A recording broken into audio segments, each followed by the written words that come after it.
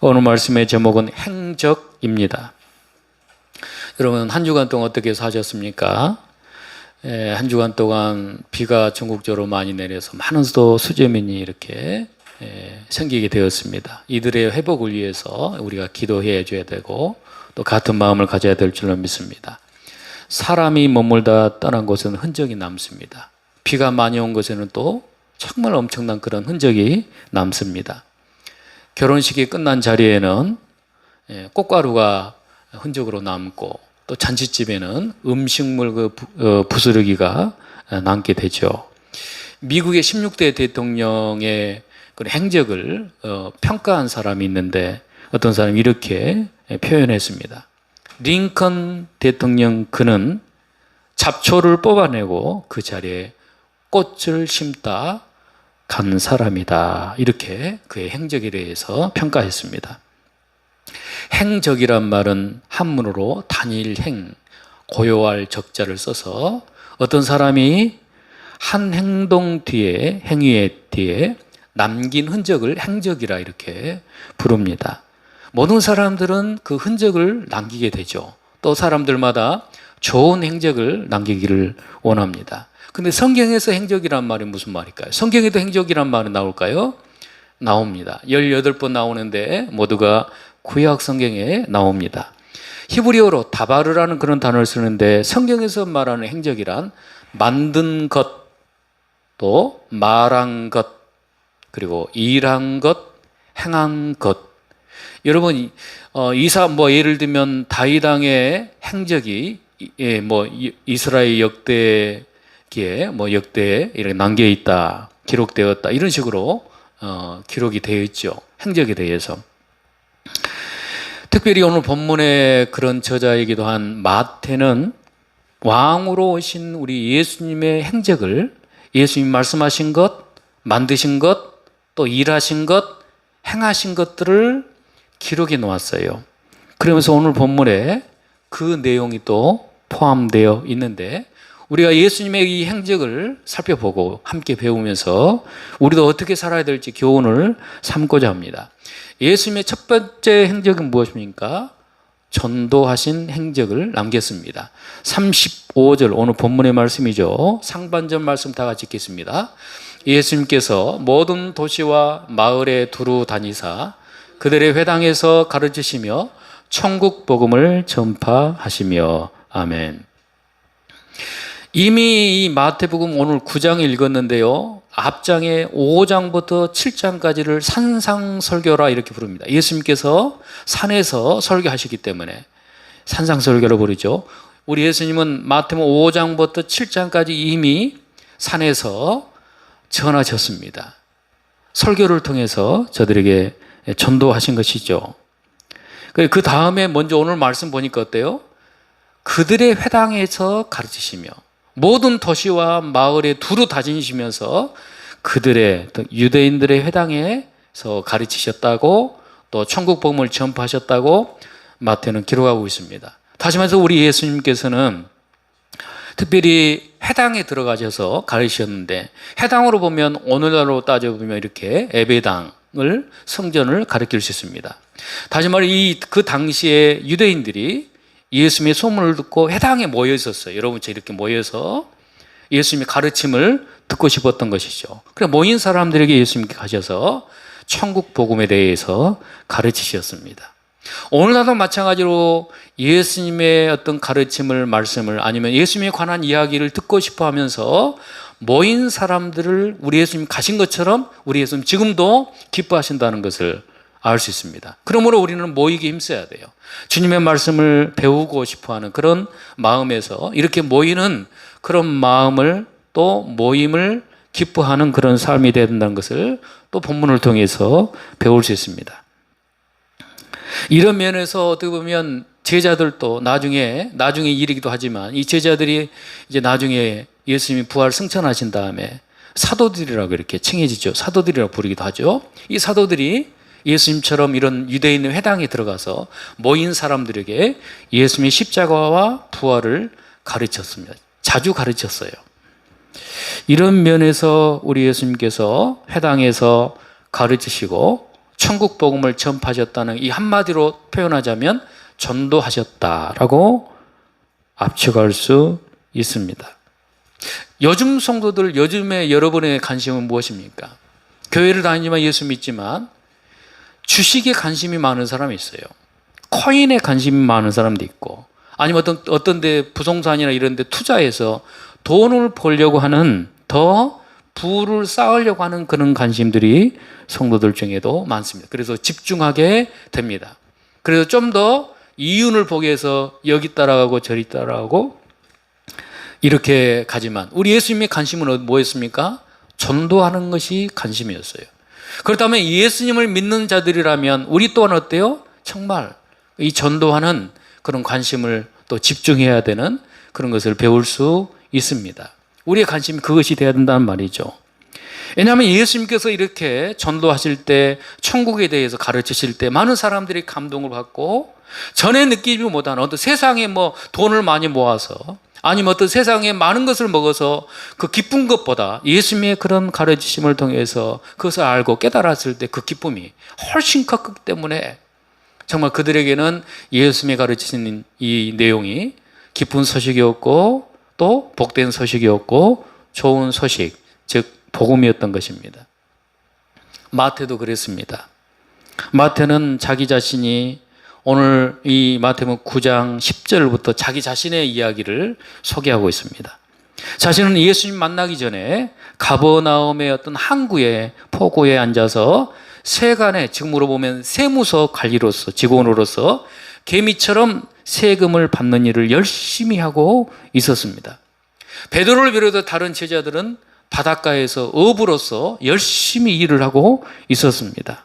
그런데 특별히 이 마태 이 직업은 그 당시에 많은 사람들에게 좋은 평판이 아니었습니다. 특별히 정직하게 사는 사람, 또 바르게 사는 사람들한테 이 세무서에 일하는 것은 굉장히 손가락질을 당하는 그런 일이었습니다. 왜냐하면 그때 이 마태처럼 세무서에서 일하는 것은 많은 매수들이 있었고, 돈을 손댈 수 있는, 모르게 가져갈 수 있는 그런 유혹들이 굉장히 많았기 때문에 여기서 바르게 할 사람이 그리 많지 않았다는 거예요. 그래서 정직하게 사는 사람들은 세리하면은 고개를 살랑살랑 들으면서 도둑놈, 사기꾼들, 못된 놈들 이렇게 유혹을 했던 것입니다.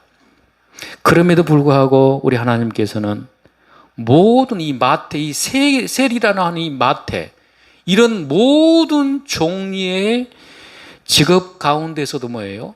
택함 받은 사람, 마태 같은 택함 받은 사람, 구원받을 사람이 있다는 것, 남은 자들을 남겨두셨다는 것은 정말 우리들도 이 땅에서 하는 동안, 이렇게 사람들에게 손가락질 당하는 그 직업을 다닌 사람 중에도 마태처럼 하나님이 택한 사람, 우리 예수님께 택함 받은 사람, 부름을 받는 사람이 있다는 것을 볼 때, 우리도 우리 주변에 좀 손가락질 당하고 좋은 직장에 다짐 못하고 사람들에게 좀 아름답지 못한 직장을 다니는 사람이라 할지라도 우리는 복음을 전해야 된다는 것을 배우게 됩니다. 또 뿐만 아니라 아무리 정직하고 바른 직장에 다녀도 뭐예요? 다 구원받는 거 아닙니다. 그 중에 몇 사람만 택한 사람이 있다는 거예요. 남은 사람이 있다는 거예요. 이걸 통해서 알 수 있는 것은 우리가 생각하는, 우리 사람들이 생각하는 좋은 직장이라든가 바른 직장이라든가 아니면 나쁜 직장이라 할지라도, 좀 안 좋은 직장이라 할지라도 그 가운데는 반드시 우리 하나님의 택하신 백성들을 남겨주셨기 때문에 누구에서든지 간에, 누구를 만나든지 어떤 일을 하든지 간에 우리는 예수님처럼 복음을 전해야 한다는 것을 배우게 됩니다. 이렇게 예수님께서 이러한 직업을 가지고 있는 사람들에게 평판이 좋지 않는 마태를 찾아가서 예수님 하신 말씀이에요. 나를 따르라 하시니 일어나 따르니라. 예수님께서 마태를 향해서 나를 따르라 하시니까 이상하게 즉시 일어나서 예수님을 따르는 그런 사람이 됐다는 거예요. 어떻게 보면 자기의 어떤 직장 친구들이 있을 거 아닙니까? 아니면 자기 가족들, 부모님도 있을 것이고 형제간이 있을 거예요. 잠깐만요, 예수님 저를 따르라고 잠깐만 계십시오. 저 우리 친구들하고 직장 동료들 좀 이야기 좀 하고 올게요. 인사 좀 하고 올게요. 잠깐만요, 우리 집에 가서 부모님께, 형제들한테 좀 예수님 이제는 제자가 된다고, 예수 믿는 사람이 된다고 말 좀 하고 올게요. 좀 기다려주십시오. 이렇게 하지 않았단 말이에요. 그만큼 예수님의 말씀이 솔깃하고 너무도 좋았다는 거예요. 전에 자기가 직장 생활하면서 그 얻은 기쁨보다도, 그 즐거움보다도, 행복감보다도 비교할 수 없을 정도로 너무도 기쁘고 즐거워서 예수님이 자기 같은 죄인을 부르셨다는 그것이 너무도 그 은혜가 커서, 예수님의 자비하심이 너무도 커서 감동하고 매료되어서 예수님을 따르는 자가 되었고, 다른 제자들은 어때요? 기분 나쁘고 마음이 상처될 때요, 다시 고기를 잡으러 갔다고 했지만, 이 마태는 오늘 이 시간 이후로 따른 다음에 한 번도 다시 세간에 앉았다는 말씀이 없어요. 그만큼 예수님을 철저하게 따랐던 사람이었던 것을 알 수 있습니다. 우리는 종종 마태와 같지 않게 때로는 교회 다니면서 조금 안 좋은 일이 있고 또 기분 나쁜 일이 있으면 주저앉을 때가 있잖아요. 조금 쉴게요. 조금 집에 방구석에 앉아 있으랍니다. 당분간. 꼭 마치 베드로처럼 다른 제자들은. 근데 마태는 그렇잖아요. 오늘 딱 따른 다음부터 절대로 쟁기를 손에 잡고 앞만 바라보는 사람처럼 마태는 줄기차게 예수님을 따라다니고 복음을 전하는 자로 살았던 것을 볼 수가 있습니다. 그래서 저와 여러분요, 마태처럼 이렇게 자기가 좋으면 어때요? 예수님 믿은 것이 너무 좋아, 행복해요. 그러면 다른 사람 소개할까요, 안 할까요? 어떤 물건을 샀어요. 아니면 어떤 그냥 과일을 샀는데 너무 맛있고 싱싱해, 싸면서 맛있고 좋아. 그럼 다른 사람 소개할까요, 안 할까요? 합니다. 마태도 마찬가지로 예수님이 자기를 따르라고 자기를 부르신 것, 그 예수님의 은혜에 대해서 맛을 봤으니까 너무도 좋은 거예요. 그래서 잔치를 엽니다, 여러분. 마태가 9장 10절에 보면 잔치를 열어요. 잔치를 열어가지고 이제 자기 친구들, 동료들하고 인사도 해야 되겠죠? 그러면서 자기의 마태의 어떤 속마음이 뭐냐면, 자기처럼 이 친구들도, 세리들도, 손가락질하는 자기 친구들도 자기처럼 예수님 믿고 행복하기를 바라는 거예요. 그래서 잔치를 크게 열었어요. 그리고 친구들, 세리들을 불러줬어요. 그리고 뿐만 아니라 예수님도 제자들과 함께 초청해서 큰 잔치를 열었습니다. 예수님이 마태에 본심을 하시고 거기에 참석하셨어요. 그리고 밖에서 막 비아냥거리고 쑥닥쑥닥 하는 소리가 들립니다. 너희 선생은 죄인들과 세리들과도, 사람들이 평판이 안 좋은 저런 사람들과도 식사를 하신다냐? 하면서 비아냥을 말을 해요. 예수님 아랑곳하지 않고 어때요? 인자는 죄인들의 친구라라고 말씀하셔요. 바로 예수님은 건강한 사람을 위해서, 건강한 사람에게는 의사라 쓸데없죠. 죄인을 부르러 오셨다고 예수님 말씀하세요. 바리새인처럼 우론청하면서 나는 깨끗해 하면서 오히려 자기들은 죄를 멀리하지 않고 죄인들을 피할 뿐만 아니라, 죄인들은 피하지만 자기 죄에 대해서는 어때요? 너무도 너그러운 이 바리새인 같은 외식주의자들 같은 사람들에게는 예수님 필요가 없는 것이죠. 그렇지만 마태와 같이 세리와 같은 사람, 죄인들에게는, 자기 철저히 죄인이라는 것을 깨닫는 자들에게는 예수님 필요했던 것이죠. 아마 이 마태의 어떤 예수님을 소개하고 싶고, 자기도 예수님을 만나서 행복한 것처럼, 그래서 다른 죄인들도, 세리들도, 자기 직장 동료들도, 자기 가족들도 예수님 믿기를 바라서 잔치를 열었다는 것은 매우 아름다운 일이에요. 그래서 저와 여러분도 정말 내가 믿는 예수님이 너무 좋으면 요즘에 옥수수라도 좀 사가지고 삶아서, 아니면 감자라도 삶아서 이웃 사람들 초청해서 예수님에 대해서 전해주면 얼마나 좋겠어요. 마태가 그랬잖아요. 마태가. 우리도 그렇게 해야 될 줄로 믿습니다, 여러분. 실제로 세례 요한이 자기 두 제자 안드레아하고 빌립한테 이렇게 말해요. 보라, 세상 죄를 지고 오는 하나님의 어린 양이로다. 예수님에 대해서 전해줍니다. 근데 은혜가 돼가지고 안드레는요, 자기 형제인 베드로한테 가가지고 예수 그리스도를 만났다라고 또 전도를 합니다. 너무도 좋으니까. 뿐만 아니라 빌립은 또 나다네일이라는 자기 친구한테 가고 때요, 자기를 부르신, 택하신, 은혜 베푸신 예수님에 대해 또 전해주니까 나다네일도 예수 믿게 돼요. 너무도 아름다운 일이에요. 이렇게 내가 믿는 예수님이 너무 좋으면 어때요? 집중하게 돼요. 소개하게 됩니다. 예수님도 소개하게 되고 전하게 됩니다.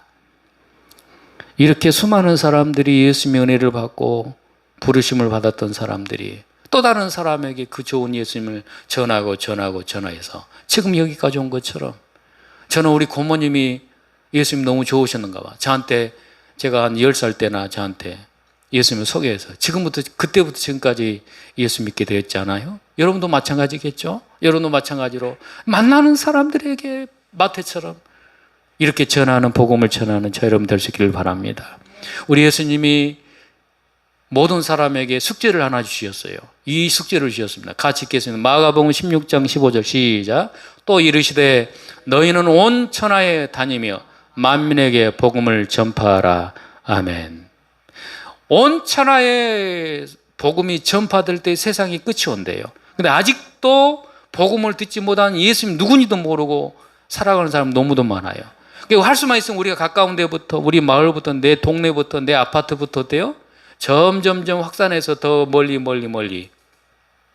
더 복음을 확장을 위해서 살아가야 될 줄을 믿습니다.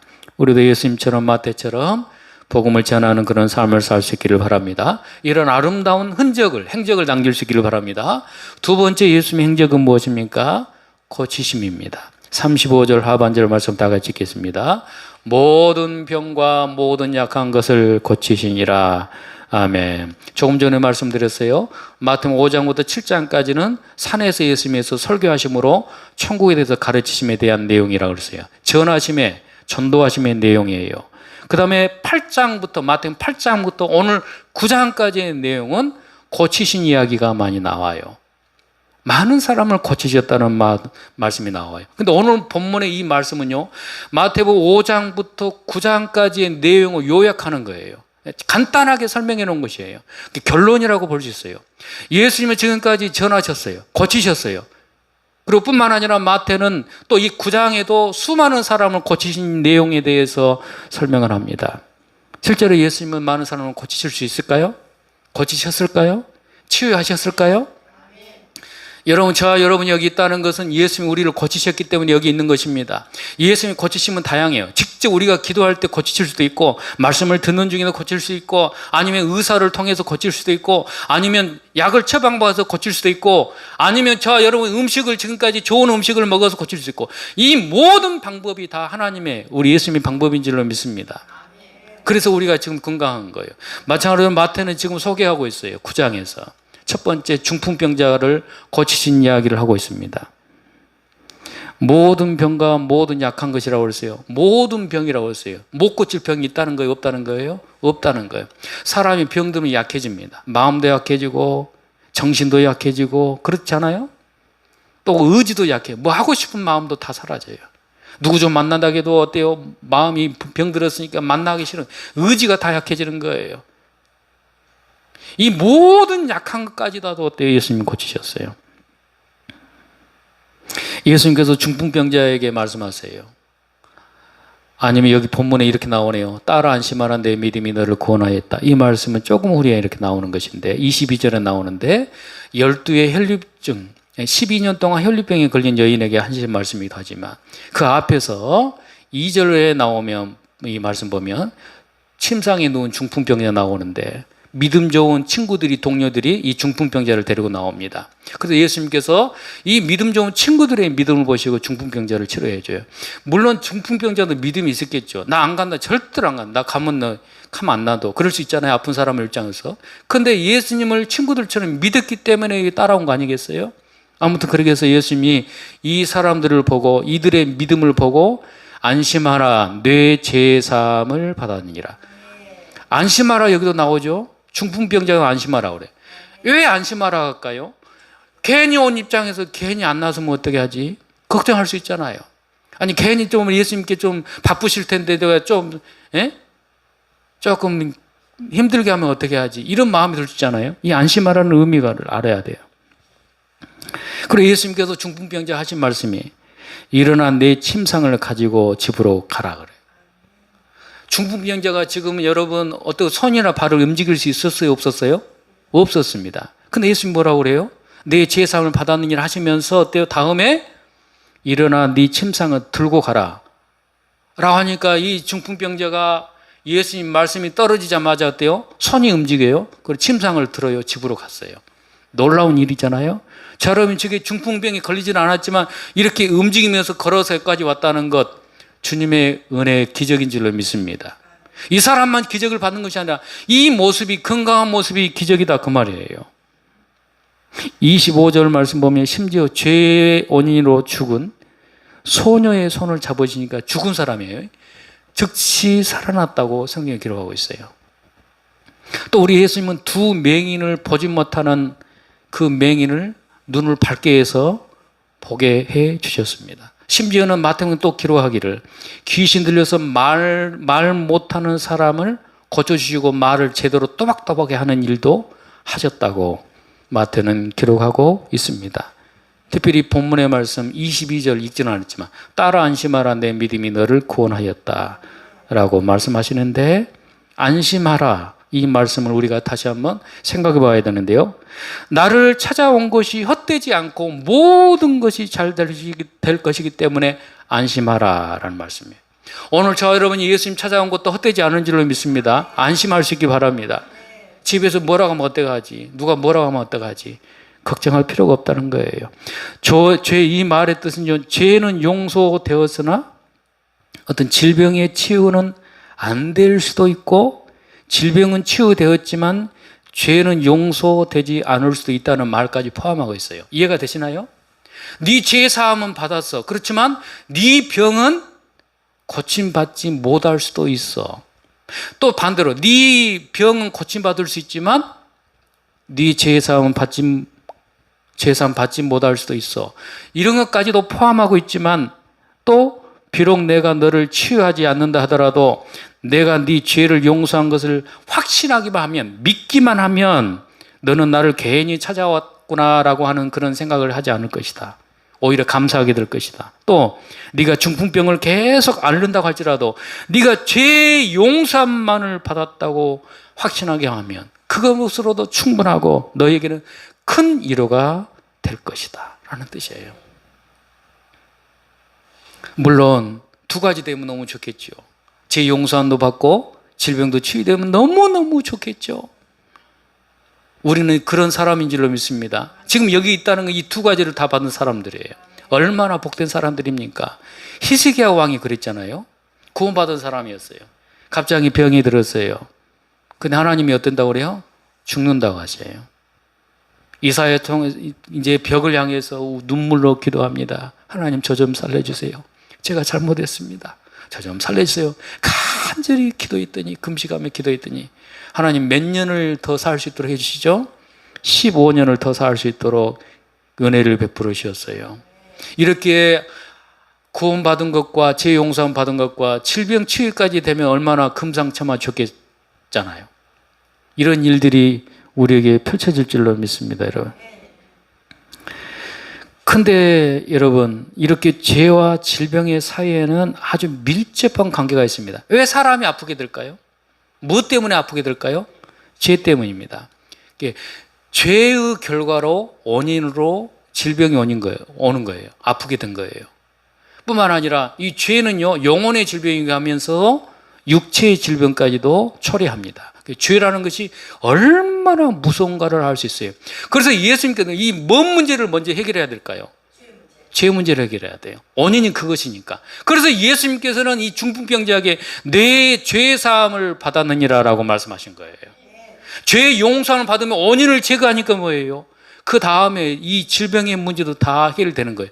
예수님은 죄 문제부터 해결해 주시고 안심하라, 일어나 네 침상을 들고 가라, 집으로 가라. 그리고 이 말씀 그대로 침상을 들고 갔을까요? 안 갔을까요? 갔습니다. 놀라운 일이에요. 여러분도 만약 이런 일이 있다면, 전에도 그랬다면, 앞으로도 이런 일이 있다면, 이런 놀라운 기적을, 은혜를 우리 예수님께서 베풀어 주실 줄로 믿습니다. 이렇게 예수님은 영육간의 그 질병에 걸린 사람들에게 위대한 의사이십니다. 그것을 지금 마태가 예수님이 이렇게 입증하셨다고 지금 소개하고 있어요. 잠깐 제가 말씀드린 9장이 이렇게 많은 일들을 지금 마태가 기록해 나왔어요. 자기도 그런 사람이었거든요. 영혼의 죄의 질병에 걸린 사람이었어요. 그렇지만 예수님 만나서 그 질병이 치유되고 너무도 행복해서 잔치를 열어서 다른 사람들도 자기처럼 그렇게 구원받기를, 질병의 문제를, 영육간의 문제를 해결받기를 원했던 것입니다. 죄라는 병을 가진 인간은요, 누구나 의사 대신 예수님을 필요로 합니다. 왜냐하면 그 병은 매우 위험하고 심각한 것이기 때문에 그래요. 그 병은 저절로 나올 수 있는 병입니까? 죄라는 병은 저절로 나올 수 있어요? 절대 나올 수 없어요. 그러므로 이 죄의 병을 치료할 수 있는 영적 의사이신 예수님이 필요한 거예요, 모든 사람이. 근데 바리새인들은 거부합니다, 예수님을. 우리는 당신 같은 사람 안 믿어도 돼. 그렇지만 마태 같은 사람은, 중풍병자 같은 사람은, 친구들은 12년 동안 혈류증에 걸렸던 여인은, 귀신 들렸던 사람들의 가족들은 예수님을 필요로 했던 거예요. 자기 질병, 영적인 질병까지 치료하실 분은 예수님뿐이라고 믿었기 때문에 자기의 모든 인생을 주님께 맡긴 거예요. 우리가 몸이 아플 때 그 아픈 부분을 치료하기 위해서 누구한테 내 몸을 맡깁니까? 의사한테 맡깁니다. 의사한테. 그잖아요? 나 수술해 주세요. 아마 절개를 해야 될 것 같습니다. 잘라야 될 것 같습니다. 찢어야 될 것 같습니다. 네, 그렇게도 괜찮습니다. 사인합니다. 가족이 누구 보호자가 사인하잖아요. 그렇게 해주세요. 나는 그렇게라도 낫고 싶습니다. 이처럼 이렇게 내 병을 치료할 수 있다면 또 내 몸을 모든 것을 맡깁니다. 그런 것처럼 저와 여러분이 살아가면서 내 영적인 질병, 죄의 문제, 어떤 내 몸의 머리부터 발까지 하면 속의 어떤 마음의 병까지도 고치실 분이 예수님이라면 어때요? 맡겨야 되지 않겠습니까? 여러분 믿음으로 맡길 수 있기를 바랍니다. 이거 어떻게 맡깁니까? 기도로 맡기는 거예요. 주여, 이 시간 내 몸을 맡깁니다. 여기가 아픕니다. 치료해 주시옵소서, 고쳐 주시옵소서, 회복시켜 주시옵소서. 그러면 오늘 이렇게 많은 사람 고치신 것처럼 고쳐 주실 줄로 믿습니다. 혹시라도 고침 못 받는다 할지라도 감사하고 기뻐해야 될 줄로 믿습니다. 왜냐하면 영적인 질병이, 이 모든 질병의 원인인 죄의 문제를 용서함 받았기 때문에, 치유받았기 때문에 감사해야 돼요. 왜냐하면 우리가 죽으면 어때요? 천국에서도 아플까요? 거기는 아픈 것이 다시 없다고 그랬어요. 모든 눈물을 씻기심에 아픈 것이 다시 없다고 그랬어요. 이 아픈 것 때문에, 누가 먼저 떠난 것 때문에 뭐 애통하거나 곡할 일이 없다고 그랬어요. 우리는 거기서 건강하고 오래오래 영원토록 살 줄을 믿습니다. 그러므로 내 병이 완치되지 않았다 할지라도, 조금 아프다 할지라도 어때요? 감사해야 돼. 실은 여러분 아신가요? 바울은 어때요? 예수 믿어서 놀라운 사는 사람들 어때요? 하나님의 능력으로 치유하는 그런 능력을 베풀었잖아요. 근데 자기 몸은 어때요? 병 들었나요? 건강했나요? 병 들었어요. 눈이 안 좋았어요. 간질이 있었다고 하는 그런 평가도 있어요. 그럼에도 불구하고 어때요? 그는 늘 감사하잖아요. 비록 자기는 병이 있지만 자기를 구원하시는 하나님께 늘 감사하며 살았습니다. 여러분 이렇게 현 상황 속에서 모든 일에 대해서 감사하며 살아야 될 줄을 믿습니다. 오늘 말씀했습니다. 예수님의 행적을 살펴봤어요. 전도의 행적을 가지셨어요. 어디를 가든지 예수님은 전하셨어요. 우리도 정말 마태처럼, 다른 제자들처럼, 많은 사람들처럼 어디를 가든지 이 전도의 행적을 남겨야 될 줄로 믿습니다. 이것이 가장 아름다운 일이에요. 가장 아름다운 발이 어떤 발이라고 그랬어요? 매니큐어 칠한 발이라고 그랬어요? 아니면 뭐 묵은 살 벗기는 발이 가장 아름다운 발일까요? 세상은 그렇게 말할지 모르지만, 또 가장 아름다운 얼굴이 관리 잘하고 뭐 좋은 그런 샵에 가가지고 관리 잘 받고 하는 그런 얼굴이 예쁜 것이 아름다운 것이 아니라, 성경은 뭐라고 말해요? 아름다운 소식을 전하는 발이 아름답다고 그래요. 발이 아름다우니까 뭐 온몸이 아름다울 거 아닙니까, 여러분? 안 보이는 발이 아름다우니 다른 것은 말할 것도 없죠. 이렇게 복음에 전파하는 것, 전도하는 그런 사람이야말로 가장 아름다운 사람이야. 우리가 그 아름다운 행적을 남겨야 될 줄 믿습니다. 두 번째는 치유의 행적을 남겨야 돼요. 나도 지금까지 건강하다는 것은 내가 기도해서, 또 노력하면서 내 건강을 위해서 하나님 주신 것들을 통해서 어때요? 그렇게 건강을 유지하면서 계속해서 건강을 유지하는 것, 이런 행적을 남겨야 돼요. 마음대로 먹고 막 이렇게 하면서 건강치 못하면 그건 안 된다 그 말이죠. 운동도 하면서, 사람이 나이 들면서 어때요? 근력이 중요하다고 하잖아요. 근육의 어떤 힘, 가만히 있으면 그 근력이 약해진다는 거예요. 자꾸 걸어야만이, 운동해야만이 근력이 강해졌어요. 건강을 유지할 수 있다는 거예요. 하나님이 이렇게 성경에 기록해놨지만 의사들을, 전문가들을 통해서 우리에게 건강할 수 있는, 이 치유할 수 있는 길을 열어주셨는데 내가 무시한다면 그것은 건강치 못한 길을 가는 것이죠. 우리는 치유의 행적을 남겨야 되는데 내가 건강하게 노력해야 돼. 먹는 것도 잘 먹어야 되고, 운동도 해야 되고, 좋은 마음을 가져야 되고, 뿐만 아니라 기도도 해야 되겠죠. 나뿐만 아니라 우리 주변에 건강치 못한 사람이 있으면 어때요? 서로 돕고 협력해서, 기도해서 좀 건강한 삶을 살 수 있는 그런 행적을 남길 수 있는 저 여러분들 되기를 주 이름으로 축원합니다.